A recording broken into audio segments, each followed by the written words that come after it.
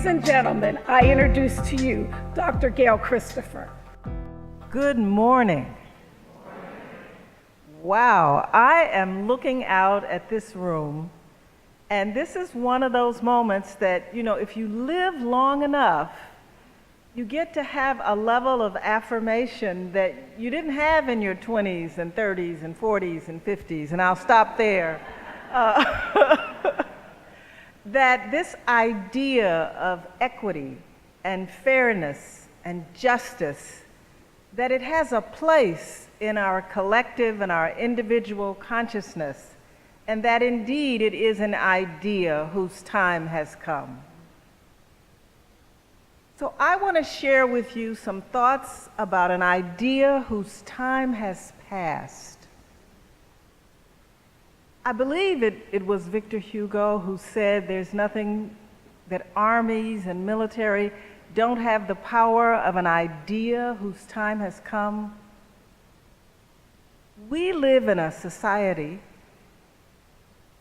a nation, a world that has to a large measure been shaped by an idea whose time has long passed. But that idea lived with such fervor and such reality that it became a belief. And what's the difference between a belief and an idea? A belief is held with conviction. Conviction that will not be moved easily. The belief I'm talking about, it's a true fallacy, but it's a belief that still exists, and its legacy shapes the reality of far too many of us. And that's the belief, the fallacy of the hierarchy of worth of the human family. The hierarchy of humanity. Now, I'm framing it that way because some people are nervous if I called it what it really is. It is racism. All right? Thank you.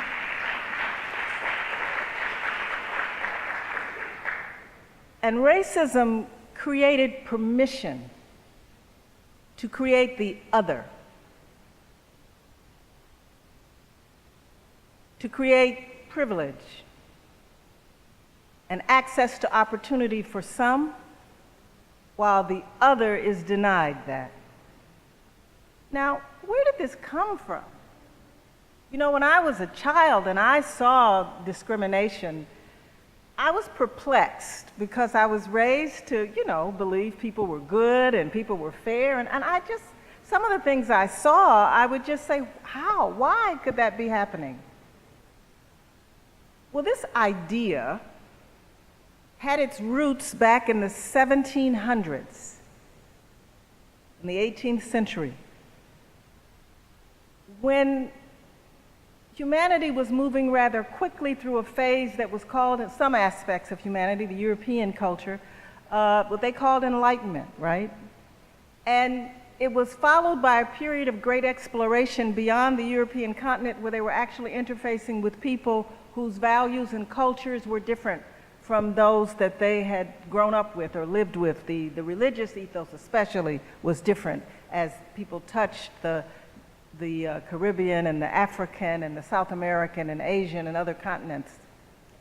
But a noted botanist and physician and biologist, Carl Linnaeus, was creating these taxonomies that still live with us today.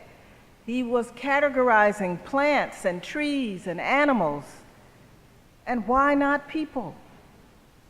And so he did. He categorized the emerging human family, and he put Europeans or whites at the top, and the newly recognized Africans were at the bottom, and in between were American Indians and Asians and brown and so forth and so on. And then Immanuel Kant came along, and he associated various degrees of value or personality characteristics with those categories. with his own category. At the top, it was as godlike as could be created. And then it was a descending categorization of the human family based on the geographies. But most importantly, based on physical characteristics. Now that schema, that belief system, undergirded the creation of what became known as the New World and gave permission for all manner of exploitation and destruction, annihilation, and enslavement. But it also found its way into our government structures, into our medical system, into our education system, and it certainly drove our economic system. And so here we are in the 21st century, and we're talking about equity, and we're talking about inequity, and we're talking about disparities. And what we try to do at the Kellogg Foundation with our focus on America healing and racial healing, we try to get people to see that all of these things are but symptoms of a much deeper challenge. Now, the belief in human hierarchy became so pervasive so quickly because of the parallel emergence of the printing press. And now we have this new era of communication. Could we leverage our new phase of communication to undo that belief? I live most of my precious time in Maryland, and I've been blessed to have a home that has a forest, small forest with a lot of old trees. But sometimes you get a big meteorological event, you get a big weather occurrence, and one of those majestic trees is felled. And the first time I saw that, I was astounded when I saw this root ball of that tree that looked like a big wall, right? And at that moment, I realized that's our work. Because the work of the belief in human hierarchy, racism, has got to fall like one of those trees. Because that is the root of the inequity that we face. And so the question becomes, how do you do that? How do you change a culture that has had not decades? One of your speakers this morning talked about decades of inequity. We're talking about centuries. Now, in the scheme of human evolution, that's still not long. So one day, we will look back on this time like we look back on the time when they believed the world was flat. And we'll say one day, we believed in the fallacy of worth of the human family. And we built our societies to mirror that belief. But in the 21st century, we eradicated that notion, and we embraced the oneness of the human family. And we believed that we were all equal in value and worth, and we moved past denial of the legacy of that belief system. So, at the W.K. Kellogg Foundation, when they invited me to apply for the position, which was 7 years ago now, I was not really eager to leave the East Coast and move to Battle Creek, Michigan. God loved Battle Creek, Michigan. But that foundation, at the time the 5th largest foundation in the world, the board of directors had made the decision, the commitment, to become the most effective anti-racist organization they could be. And I said, and this was right after Hurricane Katrina hit, and I saw people standing on rooftops begging for help. Now, the polls said, if you polled the African American community, we thought that had something to do with racism. If you polled the white community, they didn't think so. But I believed in my heart that it had something to do with the legacy of racism, and that the slowness of the response, the inequity, the vulnerabilities of the people were all tied up in this legacy. And so I remember praying and asking for help to do more, to accelerate my pace in this work. And within 2 weeks of that prayer, be careful what you pray for, I got the call to go to the Kellogg Foundation.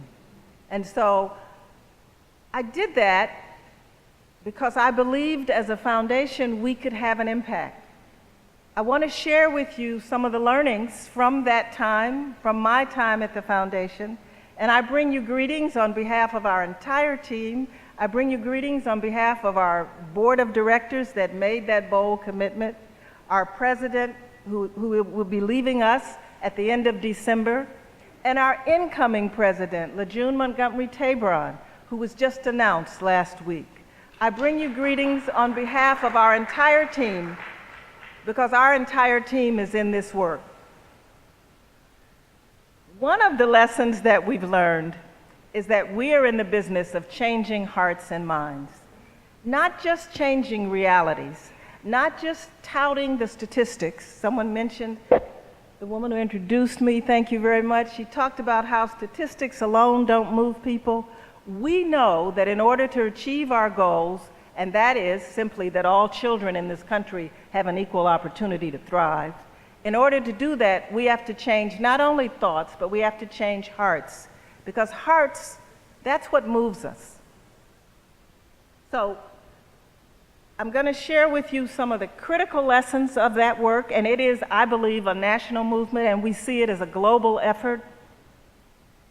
Howard Gardner from Harvard University, who gave us the concept of multiple intelligences, has really honed in on 7 key components of this work of changing minds and hearts, and I'm going to share them with you very briefly. The first one is reason, right?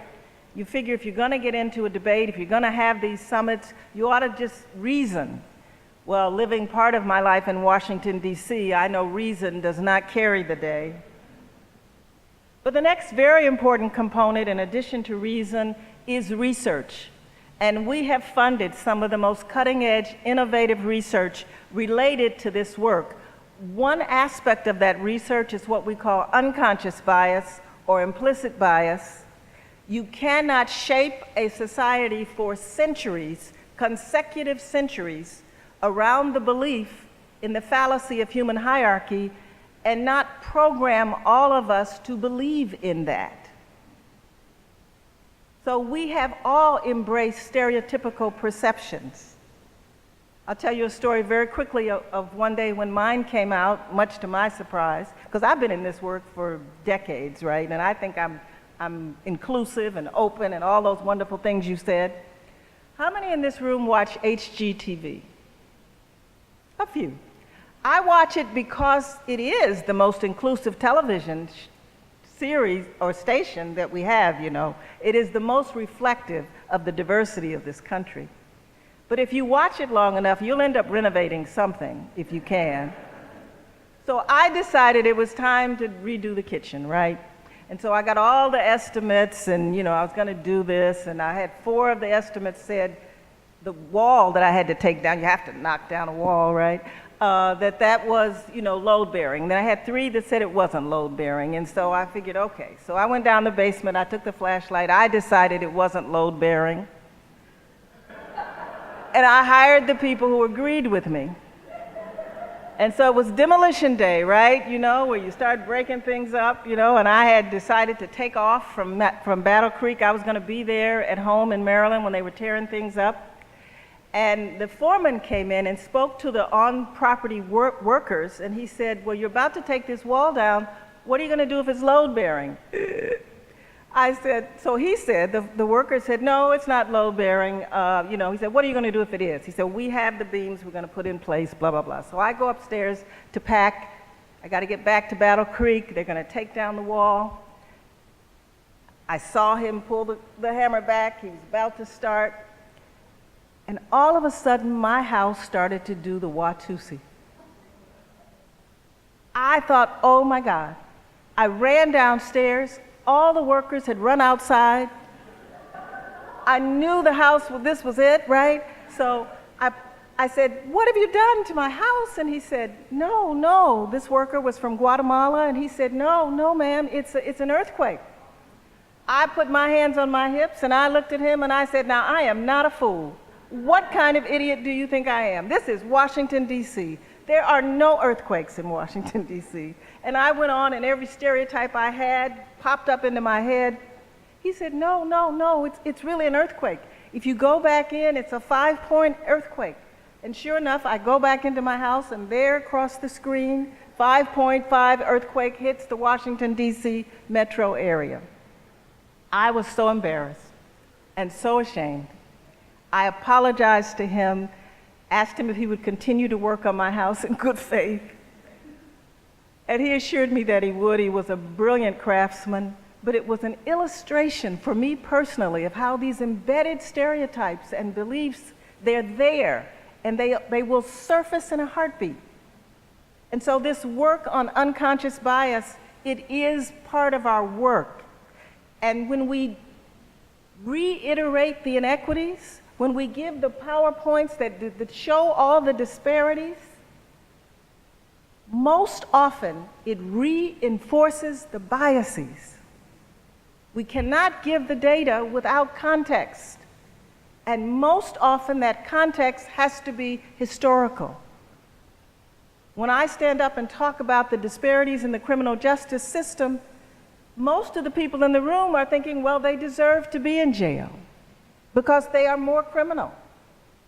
And so one of the lessons is we have to peel back, put things in context, and understand that we're all, every single person is dealing with programming of unconscious bias. Another key element is what we call redescription, and that's one reason why this room is so beautiful. This is all of our work, and in order to be effective in it, we have to bring diverse voices to the table, in the room. But the most powerful way to affect hearts is through story. I shared that story because it did more to illustrate the power of unconscious bias than a bunch of data about unconscious bias. Our brains are wired, neuroscience reveals that we as human beings are wired to hold and retain story, to be moved by story. And if you sit in a room with people who share their stories, Native American, Asian American, Filipino, African American, Appalachian, White American, Puget Sound, but you hear the stories, you are more often transformed into a deeper understanding and a higher level of humanity through that process. And that is a tool for redescription and for healing. Real world events can be real catalysts for change. For a moment, our country was appalled by the tragic parts of our country, was appalled by the tragic killing of Trayvon Martin.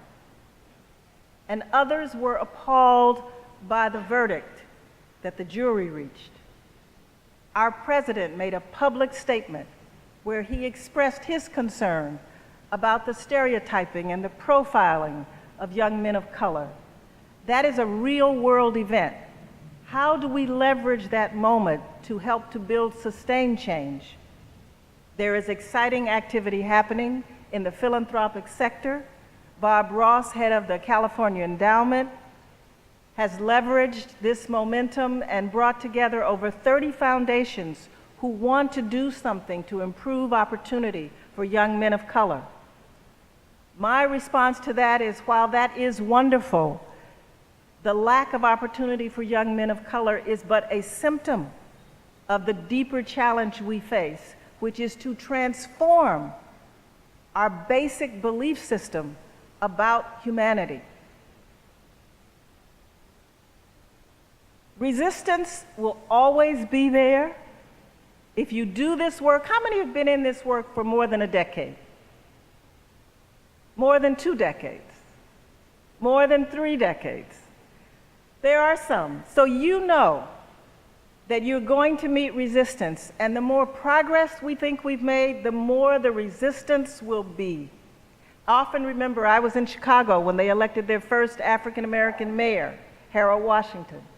And we were celebrating. There was a black-owned restaurant called Catfish Digby's, and we were out eating catfish, and we were partying all night. The opposition was strategizing all night. And when the mayor took office, they had stripped him of all his authority in the council. And so we have to understand that progress brings about resistance, and we can't be defeated by resistance. We have to expect it and move forward. The next element that Gardner talks about is resonance, and that's what I tried to illustrate in my stories, and I do often. You can touch the head, and you can affect the thinking, but until we affect the heart and the feelings, change is not going to be permanent. And that's where emotions come into play. Emotions either paralyze us or they move us forward, but ultimately they are the driving force in our decision making. When you talk about the East Side and the West Side, all over America there are sides, and those sides are euphemisms for segregation. Now, as our country becomes predominantly people of color, they become less euphemisms for racial segregation, more euphemisms for economic segregation, but segregation nonetheless.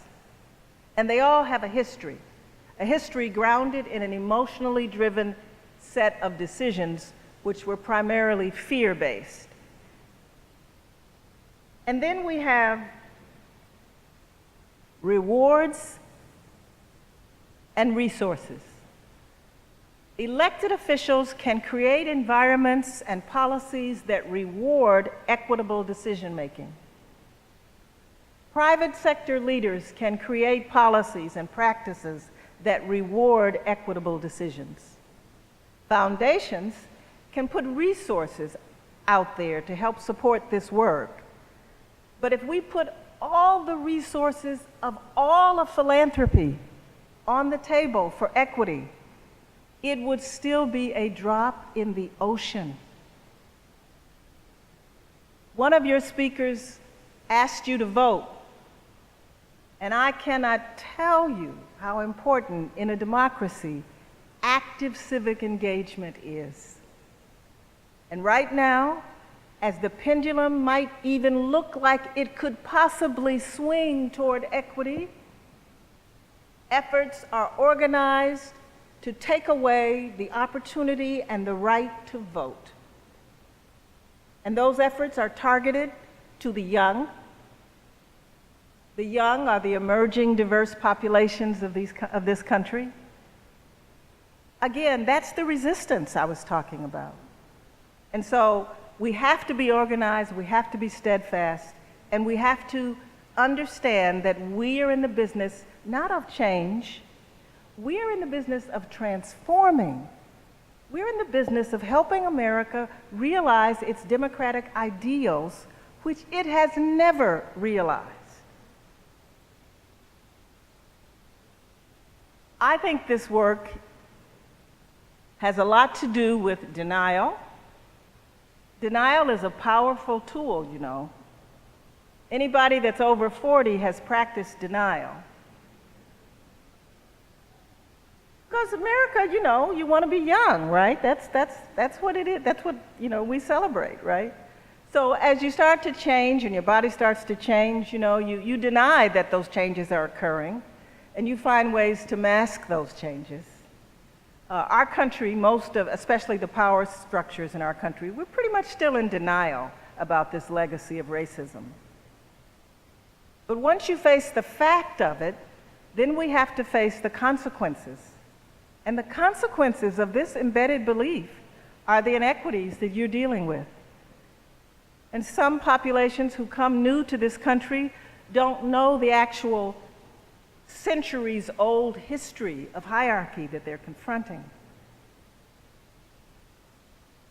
But these are the consequences of a nation that was allowed to accelerate its growth to become a world power by using unpaid labor for almost 3 centuries. So once you face the facts and you face the consequences, then we have to face the implications. So what are the implications? If we're going to transform, if we're going to say that that belief is false, and the human genome tells us it's false, now the anthropological societies have told us that race is a social construct, that it has no basis in biology. Well, that really changed the day, didn't it? No, it didn't. And even though the human genome told us that we were 99.9% the same, there is a body of scientists who believe that that 0.1% makes all the difference. So this business of uprooting that false belief, the implications of that are so profound for our society, but never more profound than this moment in time. Why? Because most of the children born in this country today are children of color. And most of those children are born into low-income and impoverished families. So there has never been a greater urgency that is in all of our interests, all of our collective interests, to transform and undo the legacy of this false belief than today. But after you deal with the facts, the consequences, the implications, then you're left with the feelings. Because it's the feelings ultimately that will make us get up and make a change. And so I was honored to be asked to come out and share these thoughts with you today. I am really, really excited about the movement, not only in the philanthropic sector, but in the public sector. When things get to be the most strident and the most divided and the most difficult, it's because we're closer to victory. So don't be dismayed and disheartened by what you see happening in Congress. Run for Congress.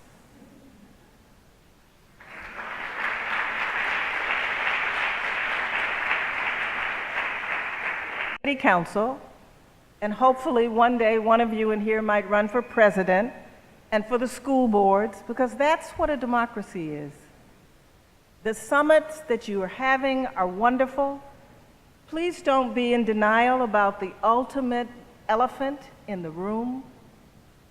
Don't be afraid to have the conversations, but more than the conversations, don't be afraid to explore new solutions. What would America look like if we collectively acknowledged that we had built a society based on the fallacy of the belief in a hierarchy of human worth? How would we do that? We would change our textbooks. We would change our transportation grids. We would stop dumping waste disproportionately where people of color live. We would make healthcare a right. We would make a living wage the norm. The list goes on and on and on if we believed in our hearts that people had equal value. We would live up to our commitments to the Native American community. We would not deny all the money that's been promised. There would be tremendous changes in this country, and guess what? If we close the achievement gaps, if we close the wealth gaps between people of color and whites in America, we would not be having a deficit conversation. We published a business case recently for racial equity. And the facts are, if we close the achievement gaps and we brought about equitable employment opportunities, all this conversation about our deficit would go away. because the contributions of increased income to the economy, the tax revenues alone, would shift the dynamic. So I would suggest to you that this is the work of the 21st century. At the W.K. Kellogg Foundation, as proud as we are of our funding and our commitments across the board, food, health, and well-being, education, early childhood education, family economic security, racial equity, civic engagement, we understand that what we can do is but a drop in the ocean. And we are working to help motivate others to follow a model that's been created this year, or in the last couple of decades really, for a multi-donor, multilateral, multinational capacity to fund and reverse an epidemic. The model for the Global Fund for HIV/AIDS created a multi-billion-dollar, multi-country donor fund that at least provided resources for addressing a major challenge humanity faced. And there have been others built on that model, and we're calling for the creation of a global fund for healing from racism. We invite you to be our partners, spiritually and psychically and psychologically, in the call for the creation of such a fund, because the resources that are needed to transform the world as we know it to a world that truly celebrates not just equity, but celebrates our collective humanity as one human family. That's a transformation the likes of which we have yet to see in our evolution. So it's going to take resources. It's going to take human resources, financial resources, but most importantly, it's going to take belief that it's possible. So I applaud your efforts, and I invite you to be a partner with us in that belief that it is indeed possible to transform our humanity. Thank you.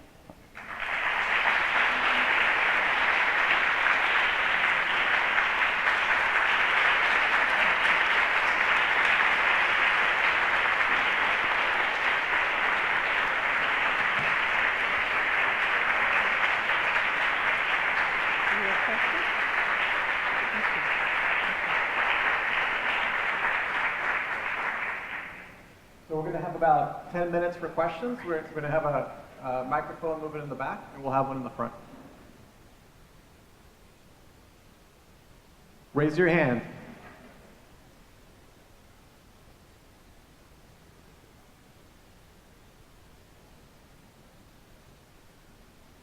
Good morning.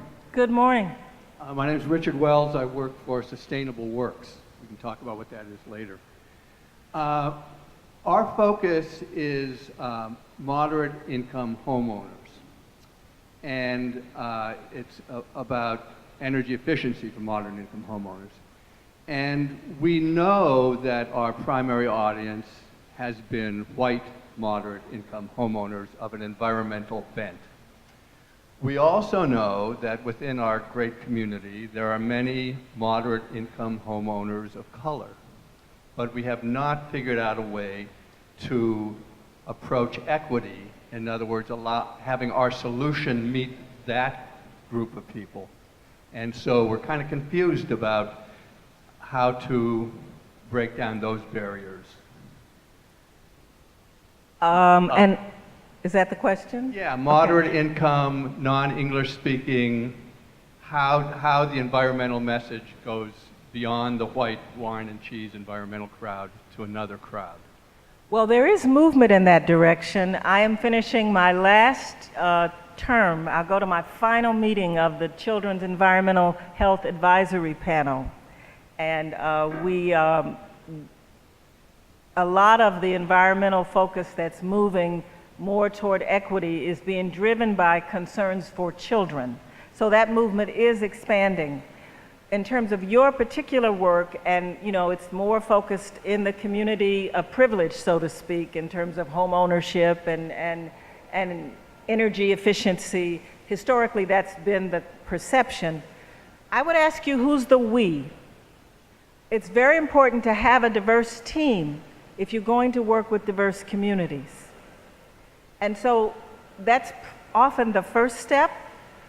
The second step is to ask people in that community, by going to the churches or the other groups, the sororities, the fraternities, etc., engage them in a conversation in terms of what resonates with this particular group that would open the conversation about energy efficiency. I mean, people want to save money no matter what their pigmentation level. And people want to be able to choose where they put their money instead of it going out the window, you know?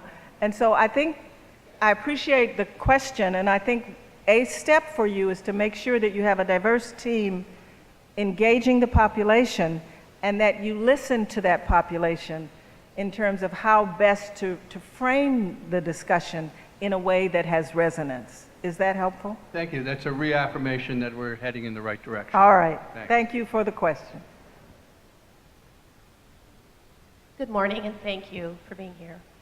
I have a question about moving from vision. Once we are able to speak to the hearts and really begin to convince people, leadership, that we need to move in a direction of equity, we tend to run into challenges when it comes time to put that into actions and practices.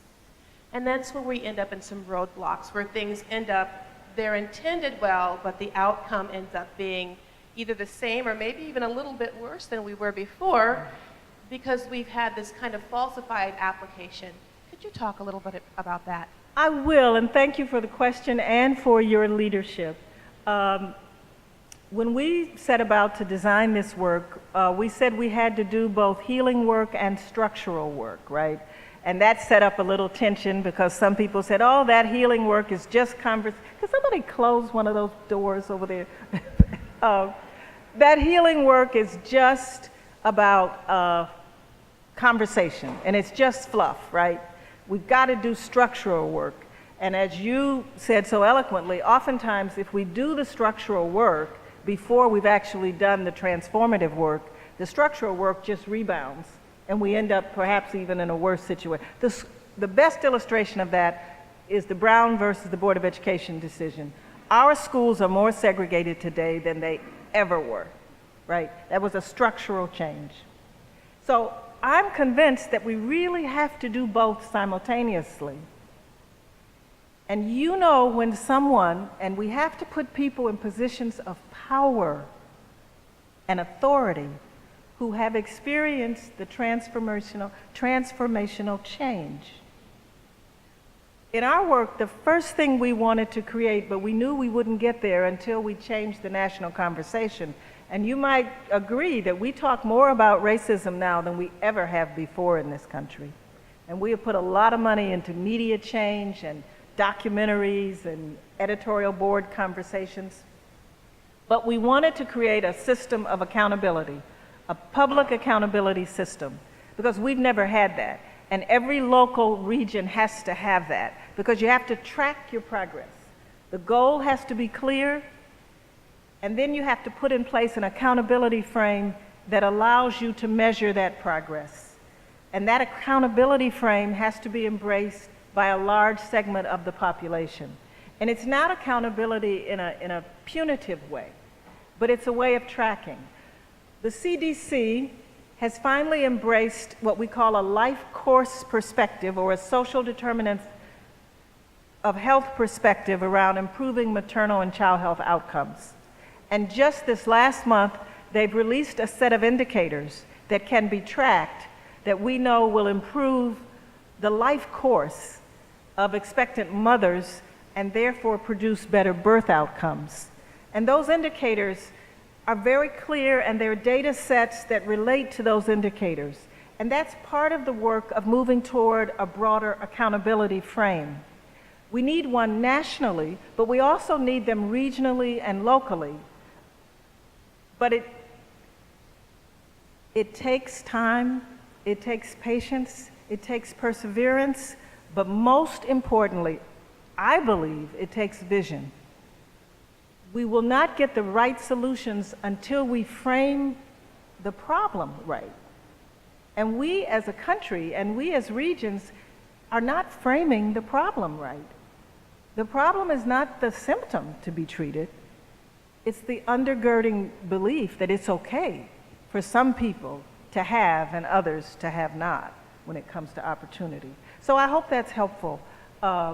Accountability is critical, patience is critical, and transformation within every employee in the W.K. Kellogg Foundation has their work around racial equity tied to their performance indicators. They meet with their supervisors and ask, how am I growing? How am I learning more about these issues? That's part of the expectation of an employee. That needs to be true in the health department, in the education system, in the school board, in the city council. Where is that accountability for deeper understanding and growth along this continuum? And that's part of the change. Is there another question?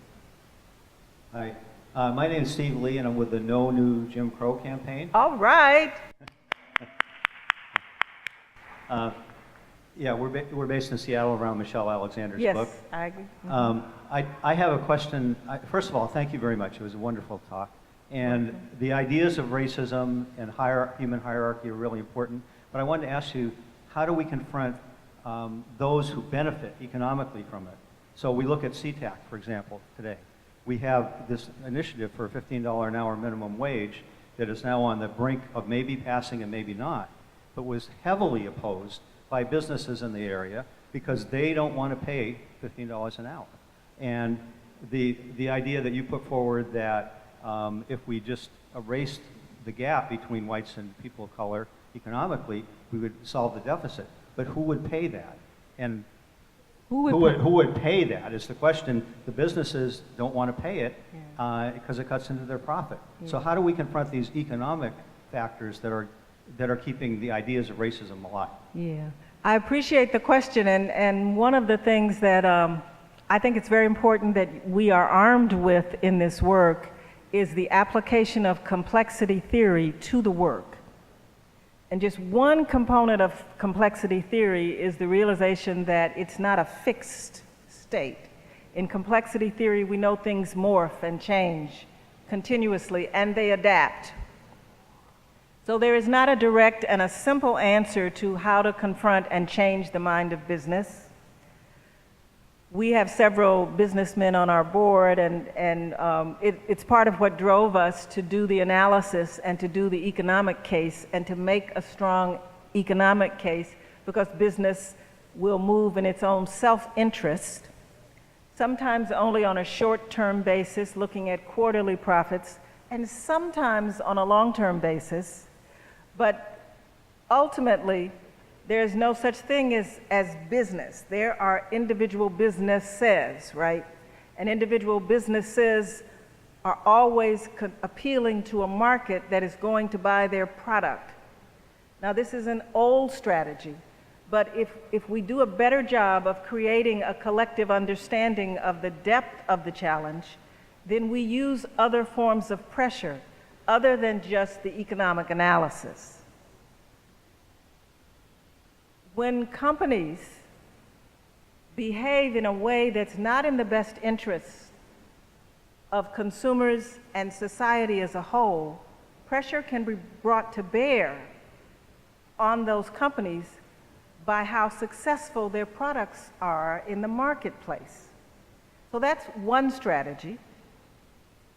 The economics of the local economy, like we did our analysis at a national level, but those sorts of analyses need to be done at regional and local levels, and business leaders need to be brought to the table to see that it is in fact in their interests. And the notions that paying a living wage will somehow destroy businesses, it flies in the face of history. The reason the automobile industry succeeded for as long as it did was because the premise was pay a living wage so the workers will buy our products. So it's a fallacy that, we can't really pay a living wage, but it's become sort of it's an accepted fallacy that goes along with the greed that characterizes our economy right now. But if people stand up like you and understand that in the long run, we don't really have a choice.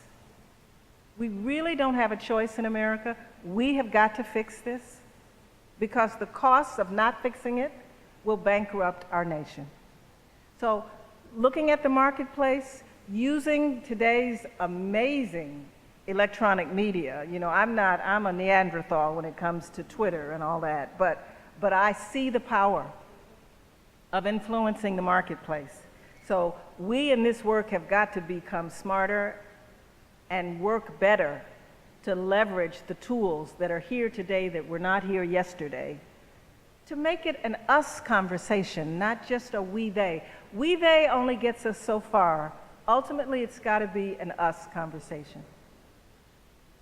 I think we have time for one, maybe two more questions. How are we doing? There was one here in the front. Overtime? Unfortunately, we're running about 15 minutes Oh, late. So we're my gonna have goodness. to- Well, I want to thank you all, and I applaud you. You'll get it done.